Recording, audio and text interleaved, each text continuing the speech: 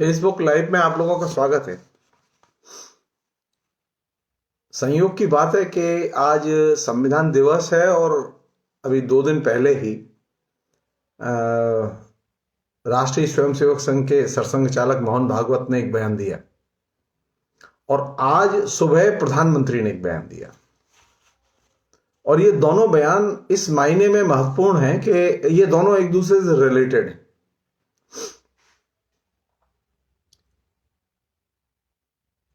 नोएडा में 25 नवंबर को कोई प्रोग्राम था। 25 नवंबर 2021 को कोई प्रोग्राम था पुस्तक विमोचन का। उस प्रोग्राम में जो आरएसएस प्रमुख ने जो कहा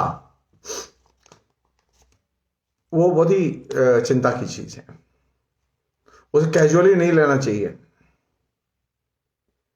और कैजुअली इसलिए भी नहीं लेना चाहिए क्योंकि वह संविधान दिवस के 2 दिन पहले कहा गया बयान है। वह बयान एक ऐसे समय दिया गया है जो कि अब उत्तर प्रदेश में आने वाले समय में चुनाव होने जा रहे हैं।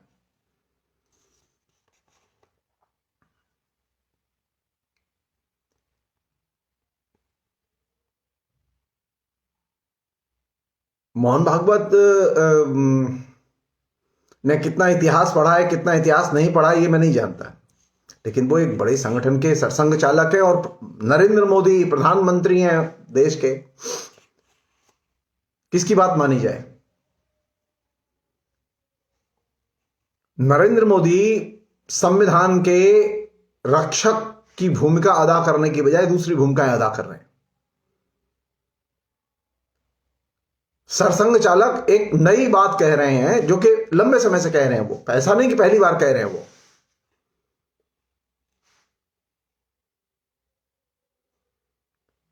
उन्होंने जो बात कही है वो भारत के संविधान से मेल नहीं खाती।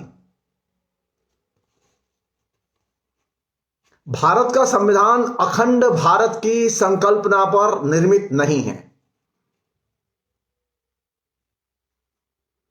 भारत का संविधान बनाते समय संविधान सभा की बहस के दौरान विभिन्न वर्ग के लोगों ने, विभिन्न जातियों के लोगों ने, विभिन्न समुदायों के लोगों ने, विभिन्न दलों के लोगों ने, स्वाधीनता सेनानियों ने और यहां तक कि भारतीय जनता पार्टी के जो पूर्वज थे उन लोगों ने, आज भारत में समस्या अखंड भारत की नहीं है। आज भारत में समस्या यह है कि जो संविधान है, संविधान ने संप्रभु भारत की संकल्पना या कॉन्सेप्ट हमको दिया है। आरएसएस प्रमुख तो पूरा का पूरा संविधान में जो उल्लिखित कॉन्सेप्ट है उसी को बदल देना चाहते हैं। और जैसी कि इन दिनों एक भेड़ चाल चल निकली है कि सरसंघ चालक ने जो बात कह दी वो बात अब फिर नीचे चलने लगी। व्हाट्सएप यूनिवर्सिटी लग जाती है और गधों की पूरी फौज उसका प्रचार करने में लग जाती है।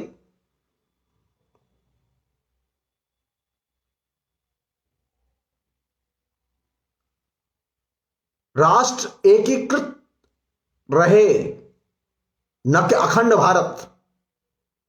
अखंड भारत का कॉन्सेप्ट त्याग करके ही एक संप्रभु भारत के कॉन्सेप्ट के आधार पर भारत के संविधान को कंसीव किया गया और बनाया गया। नरेंद्र मोदी से और उनके अनुयायियों से, आरएसएस के प्रमुख से और उनके अनुयायियों से सवाल किया जाना चाहिए, उन्हें संप्रभु भारत चाहिए या अखंड भारत चाहिए? अखंड भारत संभव नहीं है। अखंड भारत का कॉन्सेप्ट एक फेक कॉन्सेप्ट है, उसका वास्तविकता से कोई संबंध नहीं है।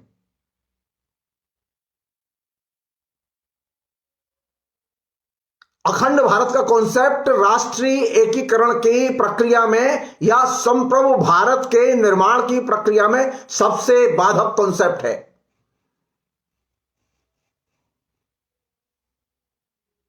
आप कल्पना करिए कि आपको अशोक के जमाने का भारत, आप कल्पना कीजिए कि अशोक के पहले का भारत। इस तरह की बेवकूफियों का मतलब क्या है? आधुनिक काल में जब भारत ने जन्म लिया, तो उसके ऐतिहासिक कारण थे, उनके डिटेल्स में मैं जाना नहीं चाहता। लेकिन जो संविधान में लिखा हुआ है, संविधान में अखंड भारत के कॉन्सेप्ट की परिकल्पना को त्याग करके संप्रभु लोकतांत्रिक धर्मनिरपेक्ष राष्ट्र की परिकल्पना को स्थापित किया गया।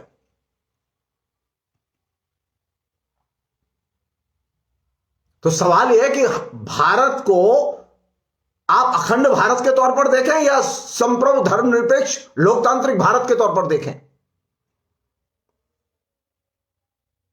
अखंड भारत के नाम पर, धर्मनिरपेक्षता पर और लोकतंत्र पर लगातार आरएसएस के लोग और दूसरे संगठन, यहां तक कि उनके द्वारा संचालित सरकारें खुलेआम हमले कर रही हैं।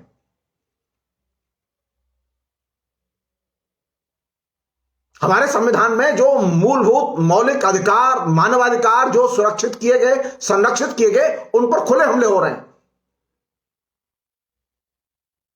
और ऊपर से बिगुल बजाया जा रहा है अखंड भारत का। मैं फिर रिपीट कर रहा हूं, अखंड भारत का कॉन्सेप्ट एक फेक कॉन्सेप्ट है, अप्रासंगिक कॉन्सेप्ट है।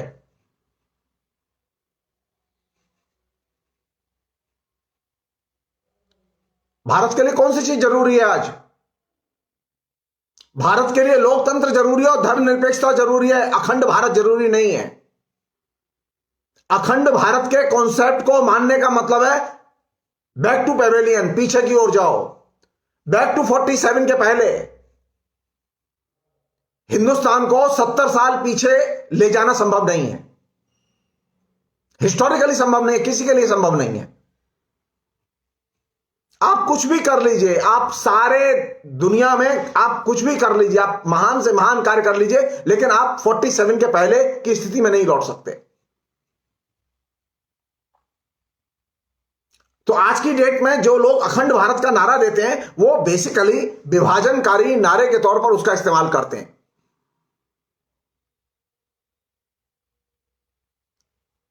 वो भी संविधान दिवस के 2 दिन पहले यह बयान दिया जाता है अखंड भारत चाहिए। क्यों?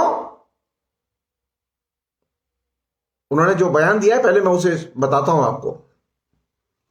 उन्होंने कहा है, ये मेरा अपना बनाया बयान नहीं है, ये दैनिक भास्कर अखबार में जो छापा है उसके आधार पर मैं बात कर रहा हूं। मैं कल के दैनिक भास्कर अखबार में आप पढ़ सकते हैं उसे।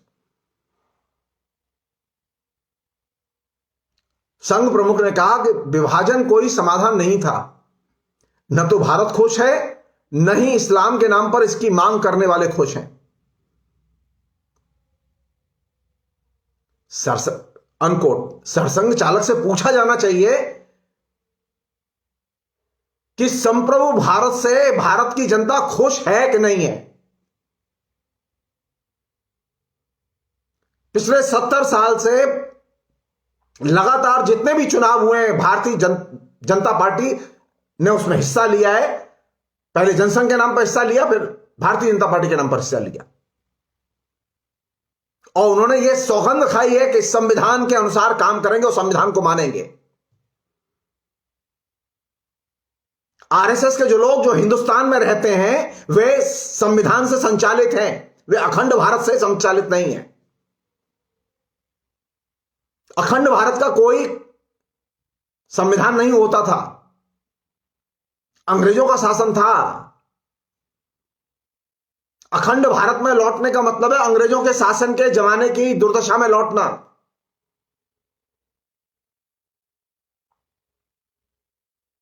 एक और चीज जो जरूरी चीज वो ये कि लोकतंत्र में काम करते समय हमारी नजर वर्तमान पर होती है, अतीत पर नहीं। लेकिन ये आरएसएस के जो लोग हैं, ये हमेशा अतीत की तरफ देखते हैं, पीछे की ओर देखते हैं, जाना चाहते हैं आगे। अरे पीछे की ओर देखोगे और आगे की तरफ कदम जाएंगे तो ठोकर लगेगी, सर फूटेगा, जनता का नुकसान होगा, और यही हो रहा है। लोकतंत्र के विकास के लिए आगे की तरफ देखना बेहद जरूरी है, लेकिन आरएसएस की मुसीबत यह है कि वो आगे की तरफ नहीं देखना चाहते, वो पीछे की तरफ देखना चाहते हैं। आप किसी भी आरएसएस के नेता से, कार्यकर्ता से, बीजेपी के कार्यकर्ता से पूछिए, क्या आप पीछे की तरफ देखकर सड़क पर चल सकते हो? लोकतंत्र वर्तमान की तरफ नजर रखने की डिमांड करता है। लोकतंत्र को बचाना है तो वर्तमान पर नजर रखो, अतीत पर नहीं।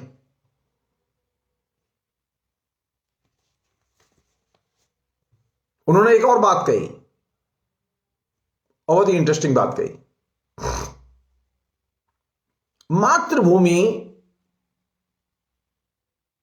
विभाजन कभी न मिटने वाली वेदना है। यह दर्द तब खत्म होगा जब विभाजन निरस्त होगा।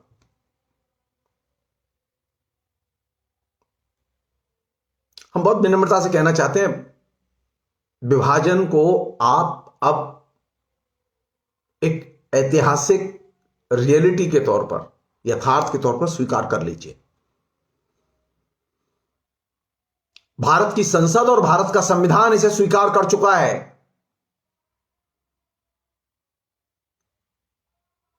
जनता को कंफ्यूज करने की जरूरत नहीं है। भारत का विभाजन भारत की संसद ने इंडोर्स किया है, भारत के राष्ट्रीय नेतृत्व ने इंडोर्स किया है, और भारत के विभाजन के बाद जो सरकार बनी, उस सरकार में जनसंघ के श्यामा प्रसाद मुखर्जी शामिल थे।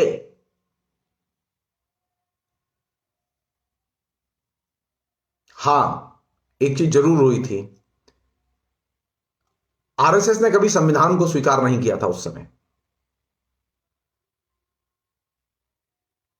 संविधान के प्रति नतमस्तक नहीं हुए थे। अब उन्होंने चोर दरवाजे निकाले हैं। ये अखंड भारत, भारत के संविधान को विकृत करने का, पंगु बनाने का चोर दरवाजा है।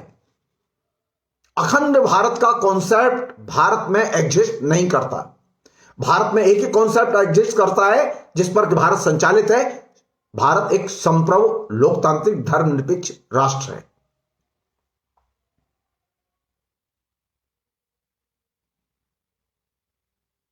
परसों अपने भाषण में उन्होंने एक और बात कही थी, बहुत मजेदार। उससे पूरी की पूरी पॉलिटिक्स समझ में आती है। उससे नरेंद्र मोदी की पॉलिटिक्स समझ में आती है, आरएसएस की भी पॉलिटिक्स समझ में आती है।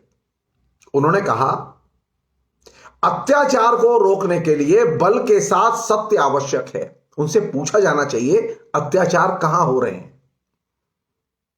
कौन कर रहा है अत्याचार? क्या मुसलमान अत्याचार कर रहे हैं? क्या हिंदू अत्याचार कर रहे हैं? कौन अत्याचार कर रहा है? अत्याचार मोदी की सरकार कर रही है। तो मोदी की सरकार के खिलाफ तो आरएसएस के प्रमुख ने एक शब्द कभी नहीं बोला।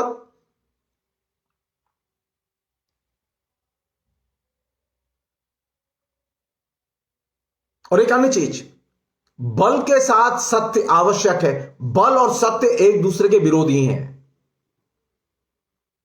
सत्य सबसे शक्तिशाली है, उसमें बल इनबिल्ट है, अंतर्निहित है।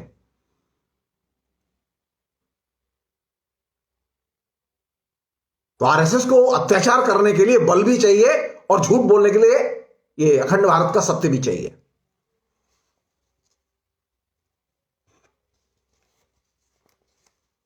अब दिक्कत कहां है जिसकी वजह से ये प्रोग्राम रखने की जरूरत महसूस की गई?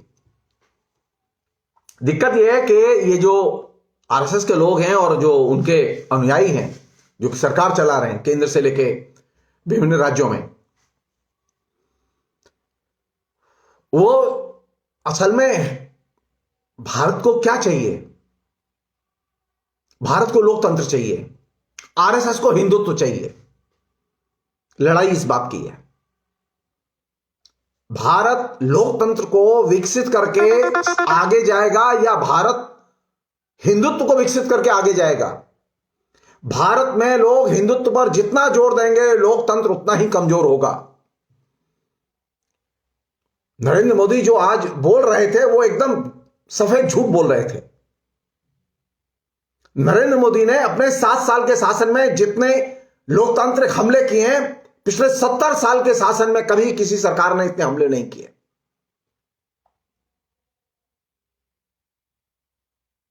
कैसे कोई उनके साथ कोऑपरेट कर सकता है? वो लोकतांत्रिक क्रांति नहीं चाहते। आरएसएस के लोग लोकतांत्रिक क्रांति नहीं चाहते। लोकतंत्र विकसित हो, लोकतांत्रिक चेतना की तरफ लोग जाएं, लोग नागरिक की तरह सोचें, लोग नागरिक की पहचान धारण करें। वो तो कहते हैं हिंदू बनो, वो ये नहीं कहते नागरिक बनो। तो आरएसएस की चिंता है कि देश में हिंदुत्व क्रांति होनी चाहिए, और ये हिंदुत्व क्रांति को वे एक धर्म क्रांति के तौर पर प्रोपेगेट करते रहे हैं।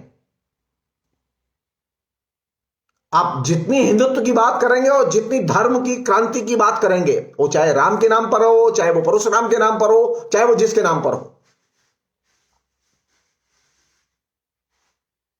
उससे लोकतंत्र क्षतिग्रस्त होगा। और एक और चीज की है, नागरिकों के समुदाय होते थे, नागरिकों की चेतना होती थी, नागरिकों की अपनी मांगें होती थी। आपने नागरिकों के समाज को भीड़ के समाज में कन्वर्ट कर दिया है, जो कि सबसे खतरनाक काम किया है। अब हिंदुस्तान में नागरिक कम रहते हैं, भीड़ ज्यादा रहती है। आरएसएस के लोग अपने को भीड़ कहलवाना और हिंदू कहलवाना ज्यादा पसंद करते हैं नागरिक की बजाय।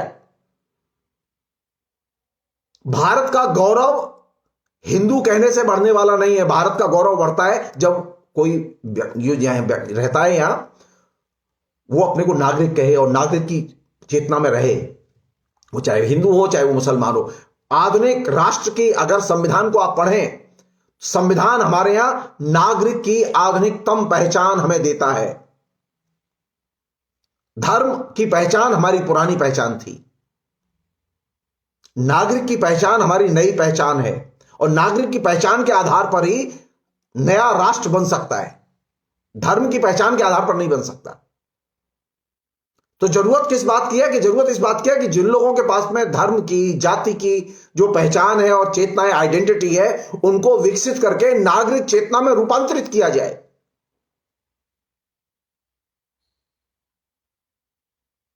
जो पुराने रूढ़िबद्ध संस्कारों में बंधा हुआ समाज है, उस समाज को बजाय धर्म की ओर ठेलने के, उसे नागरिक अधिकारों की चेतना की तरफ ठेला जाना चाहिए।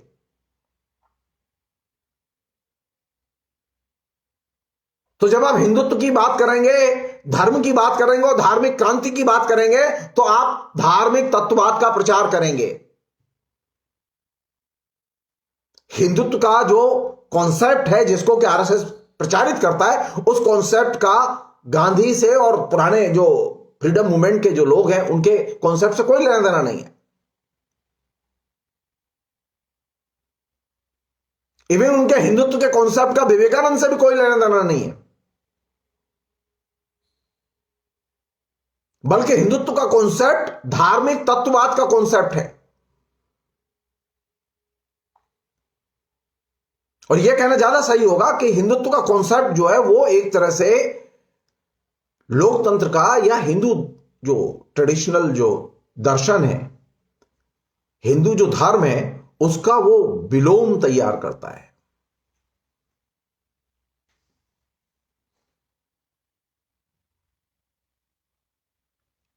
एक अन्य आखिरी चीज और महत्वपूर्ण चीज, आरएसएस के और बीजेपी के लोगों के जितने भी इतिहास को लेके, परंपरा को लेके, भारत विभाजन को लेके जो तर्क हैं, वे सब अनुमान पर आधारित हैं और कल्पना पर आधारित हैं। और अनुमान और कल्पना पर आधारित होने के कारण उन लोगों ने किया यह है कि इन तर्कों का खूब प्रचार किया है जो अनुमान और कल्पना पर आधारित है, इनका वास्तविकता से कोई संबंध नहीं है। उन्होंने एक साझा शत्रु बना लिया है। आप सब लोग जानते हैं उनके साझा शत्रु कौन है। उनके साझा शत्रु वे सब लोग हैं जो कि सेक्युलरिज्म में विश्वास करते हैं। उनके साझा शत्रु वे लोग हैं जिन्हें हम लोग अल्पसंख्यक कहते हैं। तो वे लगातार, या एक बड़ी शब्दावली में कहें, उनका साझा शत्रु उदारतावाद है। यही वजह है कि वे लोकतंत्र को नहीं मानते, वे धर्मनिरपेक्षता को नहीं मानते। वे लोकतंत्र और धर्मनिरपेक्षता के आधार पर, के विरोध के आधार पर अपने विरोधियों को, जो लोकतंत्र का विरोध करते हैं, जो धर्मनिरपेक्षता का विरोध करते हैं, ऐसे संगठनों को वो ज्यादा एकजुट करते हैं।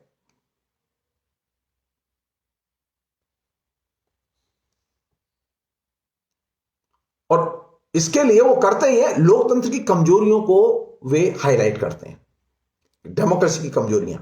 क्या क्या है, डेमोक्रेसी की बीमारियां क्या क्या है। डेमोक्रेसी की बीमारियों को और कमजोरियों को हाईलाइट करके वे ये कहते हैं कि इनका समाधान हम दे रहे हैं। वेटनरी डॉक्टर हैं वो मोहन भागवत, वो ये कॉन्सेप्ट दे रहे हैं कि हम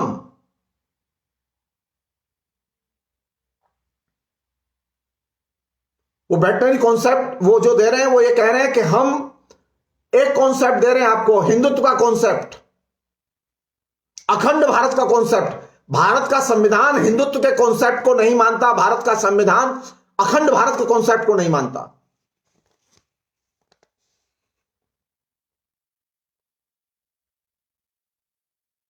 और लोकतंत्र की जो बीमारियां हैं या जो कमजोरियां हैं, उनका समाधान लोकतांत्रिक तरीके से ही संभव है, अलोकतांत्रिक तरीके से संभव नहीं है।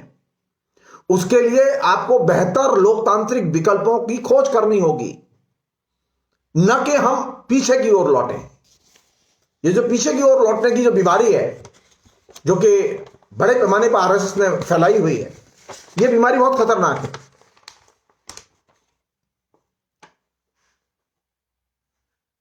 एक अन्य चीज,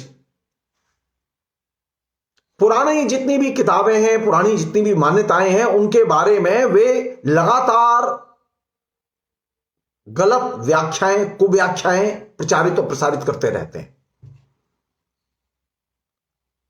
और उन कुव्याख्याओं के जरिए वे लोकतंत्र की बीमारियों के समाधान खोजने की बात करते हैं। मसलन अगर मुझे साइंस चाहिए, मुझे अंतरिक्ष में विकास करना है, मुझे विज्ञान की नई खोज करनी है, तो वे कहां जाएंगे लौट के? वे जाएंगे कि अतीत में, एंशिएंट पीरियड में, वैदिक पीरियड में विज्ञान था।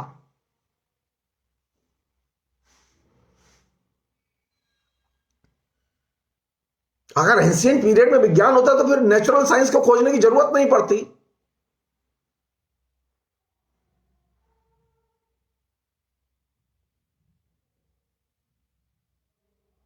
तो पुरानी किताबों की, पुराने लोगों की बजाय इसके कि हिस्टोरिकल व्याख्या की जाए, ट्रेडिशनल व्याख्या की जाए, कोई दिक्कत नहीं है। आप जरूरी नहीं है कि मार्क्सवादियों के दृष्टिकोण से सहमत हो, आप जरूरी नहीं है मॉडर्निस्टों के दृष्टिकोण से सहमत हो, लेकिन आप उनकी कुव्याख्याएं क्यों करेंगे?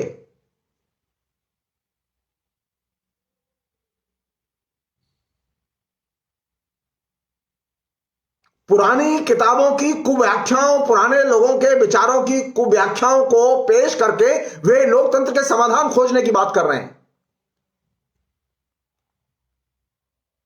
जाहिर है लोकतंत्र में बहुत बीमारियां हैं, लोकतंत्र में बहुत क्राइसिस है, मोरल क्राइसिस है, कल्चरल क्राइसिस है, लोकतंत्र में कॉन्स्टिट्यूशनल क्राइसिस भी है। अगर कॉन्स्टिट्यूशनल क्राइसिस नहीं होता और लोकतंत्र में कॉन्स्टिट्यूशन को अपडेट करने की जरूरत नहीं होती, तो इतने संविधान संशोधन क्यों करने पड़ते? क्योंकि लोकतंत्र एक विकासशील नई व्यवस्था है। तो जब भी कोई नई दिक्कत आती है, नई बुराई आती है, तो लोकतंत्र में लोग उसके मिलजुल के, संसद उसका मिलजुल के समाधान खोजती है। लेकिन नरेंद्र मोदी को और राष्ट्रीय स्वयंसेवक संघ को लोकतंत्र की किसी भी बीमारी को सामूहिक चर्चा के जरिए समाधान खोजने की कोई जरूरत नहीं है। उनके पास तो एक कुव्याख्या पहले से अवेलेबल है।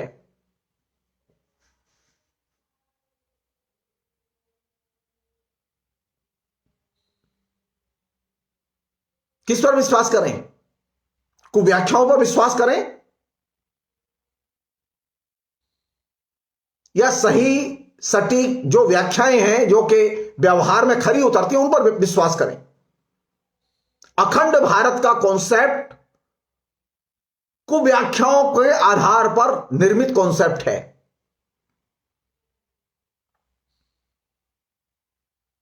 आज जरूरत है देश में विभिन्न जो नेशनलिटीज हैं, विभिन्न जो राज्य हैं, विभिन्न जो केंद्र शासित प्रदेश हैं, उनकी जो जनता, उनके बीच में एकीकरण की, उनके बीच में जो दरारें विभिन्न तरीकों से पैदा की गई हैं, उन दरारों को भरने की।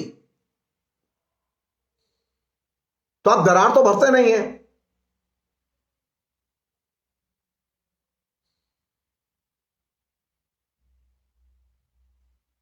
और कहते क्या है? कहते ही है कि हिंदू धर्म संकट में है, हिंदू धर्म को संकट से निकालना है तो हिंदू एकजुट हो जाएं, हिंदुओं में एकता का और हिंदुओं के प्रति आस्था का अभाव है, और यही प्रोपेगेंडा लोगों के जेहन में उतारा गया है। और इसके जरिए वो कहां जाएंगे? Back to pavilion. जड़ों से जुड़ो, हिंदुओं की जड़ों से जुड़ो। हिंदुओं की जड़ें कहां हैं? हिंदुओं की जड़ें भारत के संविधान में खोजी जाएंगी या हिंदुओं की जड़ें मनुस्मृति में खोजी जाएंगी? यह सवाल किया जाना चाहिए।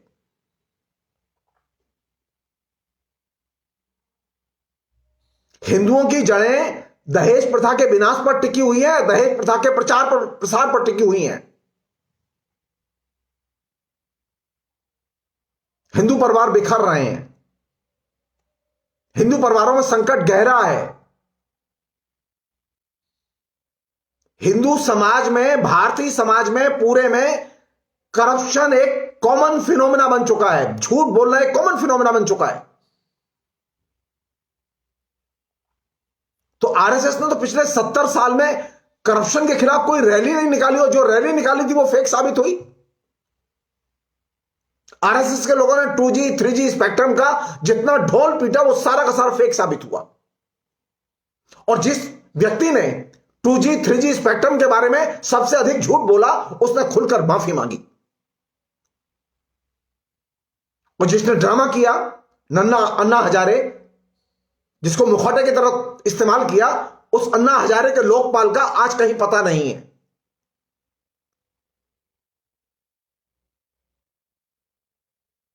भारत के लिए कौन सी चीज जरूरी है? मैं फिर रिपीट कर रहा हूं, भारत के लिए एक संप्रभु लोकतांत्रिक धर्मनिरपेक्ष राष्ट्र के तौर पर समझने की जरूरत है। भारत कभी अखंड भारत नहीं बन सकता। अखंड भारत का कॉन्सेप्ट फेक कॉन्सेप्ट है। वो सिर्फ प्रोपेगेंडा के लिए मुसलमानों के खिलाफ में, पाक के खिलाफ में। अरे पाक के खिलाफ में आपको बोलना है, बोलिए ना। आपको विदेश नीति में बहुत सारी चीजें हैं पाकिस्तान के खिलाफ बोलने के लिए, लेकिन आप वहां तो बोलते नहीं है। पाकिस्तान से अगर आपको संबंध अच्छे नहीं रखने हैं और पाकिस्तान का विभाजन आपको पसंद नहीं है, तो मेरे दो प्रस्ताव हैं। नरेंद्र मोदी सरकार मान ले, आरएसएस मान ले, पाकिस्तान से सारे आर्थिक संबंध खत्म कर दो और पाकिस्तान में अपना हाई कमीशन बंद कर दो। क्यों? क्योंकि हम पाकिस्तान को नहीं मानते। करके दिखाएं। अगर वेदना है, विभाजन की वेदना है, ये झूठ बोलना बंद करें।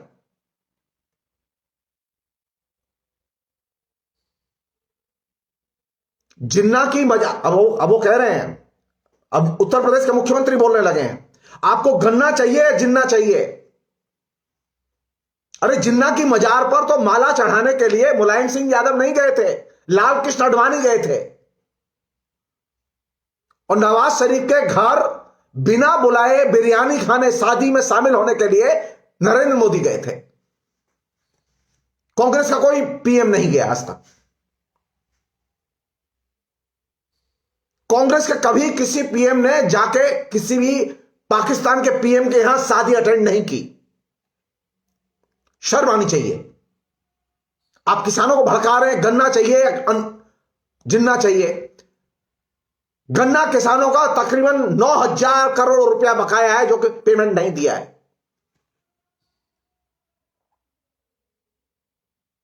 किसान आंदोलन नहीं करेंगे, किसान आंदोलन उठा लें अपना, है ना।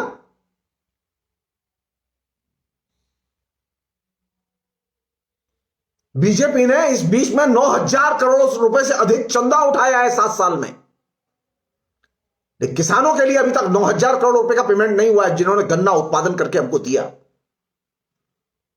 और उत्तर प्रदेश का मुख्यमंत्री कह रहा है कि गन्ना चाहिए, जिन्ना चाहिए।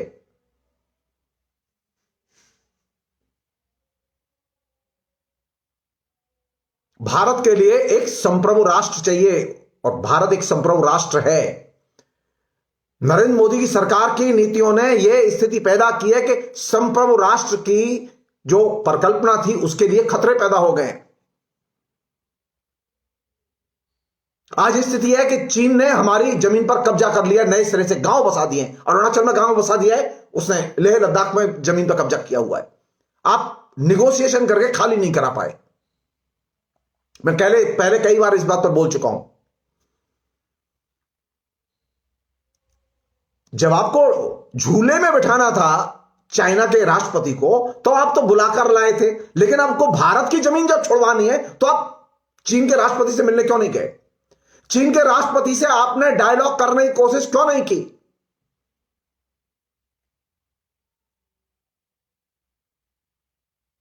आप अच्छी तरह जानते थे कि चाइना से आने वाले माल से भारत के बाजार भरे पड़े हैं।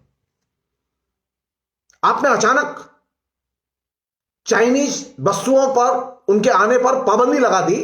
उससे नुकसान किसका हुआ? चाइना का नहीं हुआ। भारत का बाजार कोलैप्स कर गया पूरा का पूरा, क्योंकि आपके यहां तो सामान नहीं बनता। हजारों मॉल बने पिछले दिनों में, लिबरलाइजेशन के दौरान अधिकतर मॉल की दुकानें सामान से खाली पड़ी हैं, बाजार खाली पड़े हैं।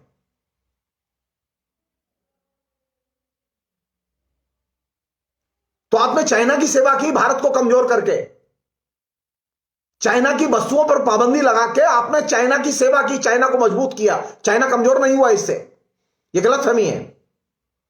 आप मेड इन इंडिया के नाम पर जो फ्रॉड कर रहे हैं, चाइनीज वस्तुओं का आपने पाबंदी लगा के जो फ्रॉड शुरू किया, उस फ्रॉड से नुकसान किसका हुआ? हिंदुस्तान के छोटे छोटे व्यापारियों का, दुकानदारों का।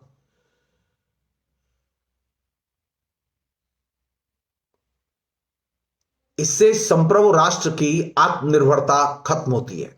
और आज स्थिति है कि आप -7 जीडीपी की इकोनॉमिक ग्रोथ में हैं। आपको जब सरकार मिली थी तो आपके पास में 7 पॉइंट से ज्यादा की जीडीपी की ग्रोथ थी, और आज आपने -7 जीडीपी की ग्रोथ में ले जाके भारत को फेंक दिया है।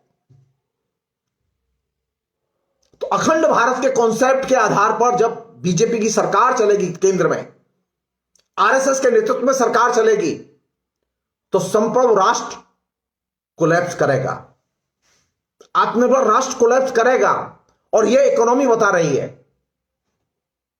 सारी दुनिया का अनुभव है कि जो फंडामेंटलिस्ट हैं वे कंज्यूमरिज्म से नफरत करते हैं। आरएसएस के लोग दुकान चलाते हैं कहने के लिए, कंज्यूमर गुड्स बेचते हैं, लेकिन आरएसएस एज ए संगठन ने जो काम किया, उसने तो कंज्यूमरिज्म को एकदम, उसकी तो रीढ़ की हड्डी तोड़ दी, चाइनीज मालों पर पाबंदी लगा के।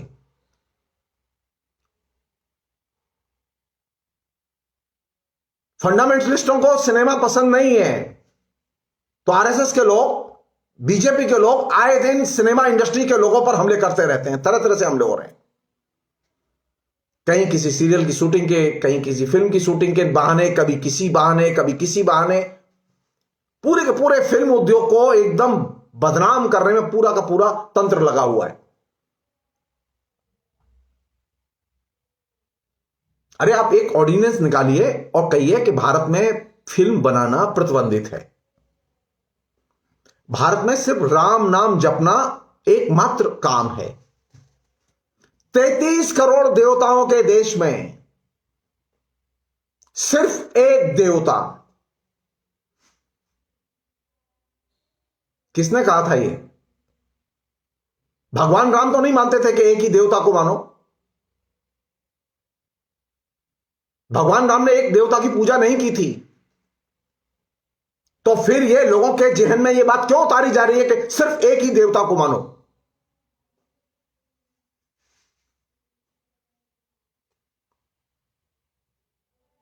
भारत की संवैधानिक सरकार का दायित्व बनता है कि वह धर्म की, विभिन्न धर्म की परंपराओं की, विभिन्न धर्म स्थानों की वह रक्षा करे, क्योंकि वह कमिटमेंट है संविधान का।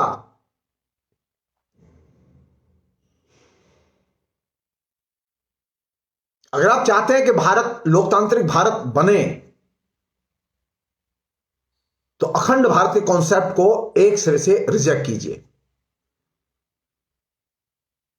हमने संप्रभु लोकतांत्रिक धर्मनिरपेक्ष राष्ट्र की संकल्पना को साकार करने के लिए संविधान में प्रतिज्ञा की थी। अभी हमारी ये प्रतिज्ञा पूरी नहीं हुई है। चुनाव हुए हैं, सरकारें बनी हैं, सरकारें गई हैं, आई हैं, ये हमारा लक्ष्य है। हमने लोकतंत्र हासिल नहीं किया है पूरी तरह से, हमने धर्मनिरपेक्षता को अभी पूरी तरह से हासिल नहीं किया है। इसे हासिल करना है, ये लक्ष्य है। कुछ लोग ऐसे हैं कूड़ मगज लोग, वो ये मानते हैं कि संविधान में चूंकि लिख गया है इसलिए अब हमने लोकतंत्र हासिल कर लिया, हमने धर्मनिरपेक्षता को हासिल कर। जी नहीं, ये लक्ष्य है। इस लक्ष्य को प्राप्त करने के लिए आपको कुर्बानियां देनी होंगी। डेमोक्रेसी वोट नहीं है, डेमोक्रेसी सैक्रिफाइस से चलती और बनती और विकसित होती है। और अब डेमोक्रेसी पर जितने हमले हुए पिछले 7 साल में, अब डेमोक्रेसी बलिदान चाहती है और आंदोलन चाहती है। आपकी जो एफडी थी स्वाधीनता आंदोलन की, जिसके बलबूते पर आप डेमोक्रेसी चलाई, वो एफडी खत्म हो चुकी है, क्योंकि वो सरकार जो आई है वो सरकार उस एफडी को बेच के खा चुकी है।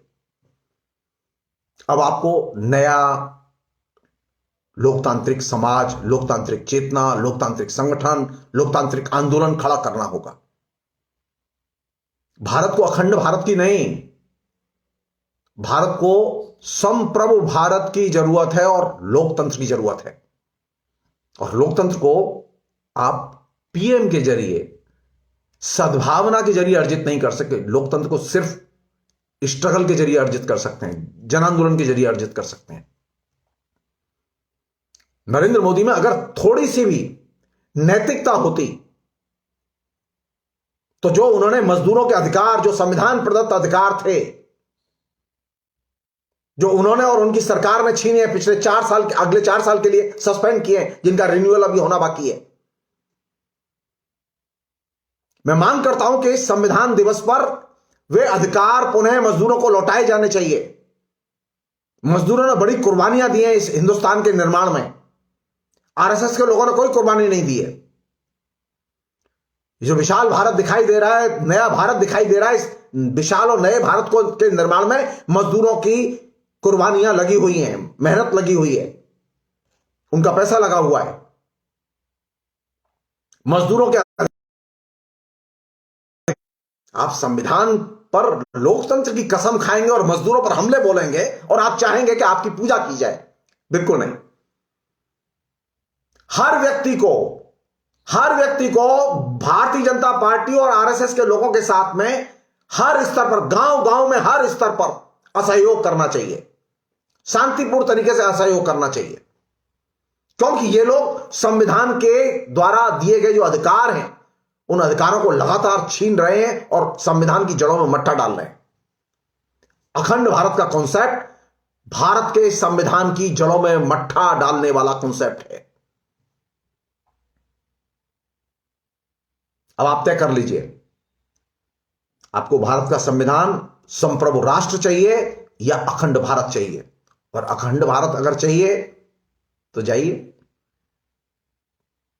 भूल जाइए बेरोजगारी को, भूल जाइए उस कंगाली को जो इस देश में अभी व्याप्त है। नरेंद्र मोदी के अखंड भारत और आरएसएस के अखंड भारत के कॉन्सेप्ट ने भारत को 80 करोड़ लोगों की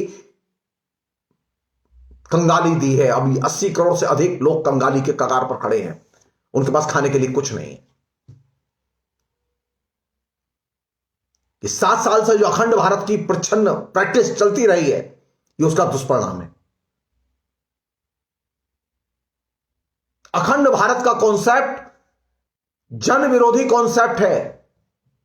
भारत जिस जमाने में अखंड हुआ करता था, उस जमाने में सबसे ज्यादा जुल्म हुए जनता पर,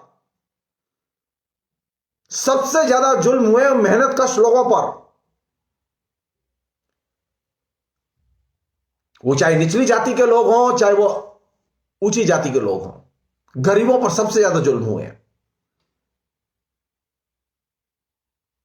भारत जो सब सोकॉल्ड अखंड था, उस जमाने में सबसे ज्यादा अकाल पड़े, किसानों के अधिकारों पर सबसे ज्यादा हमले किए गए। कल्पना कीजिए आपको ठेल कर कहां ले जा रहे हैं वो अखंड भारत की आड़ में। मेरी आपसे अपील है कि अखंड भारत के पाखंड को तार तार किया जाना चाहिए, जगह जगह नंगा किया जाना चाहिए।